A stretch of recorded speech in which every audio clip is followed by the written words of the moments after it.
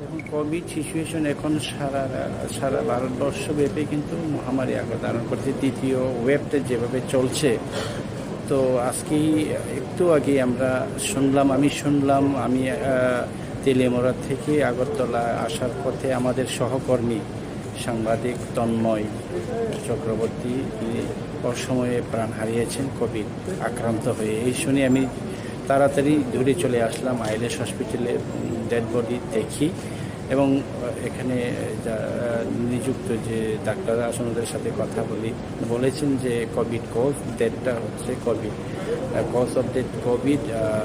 খুব হার্টবিট বেড়েছিল, এরপরে উনি হার্ট অ্যাটাকে মারা গেছেন, কিন্তু মারা যাওয়ার বয়স হয়নি।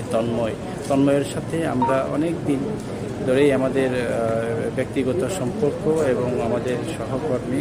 তো এই অসময়ে প্রাণ কোভিডের কারণে প্রাণ চলে গেছে।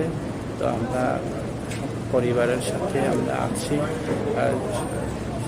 পরিবার মানে এই দুঃখের সময়ে আমরা সবাই যারা আমরা সহকর্মী আছি, সাংবাদিক আছি, যদিও আমার পেশা একজন অন্য দায়িত্বে আছে, তবুও আমাদের সহকর্মী এভাবে অকালে প্রাণ হারিয়েছে। আমাদের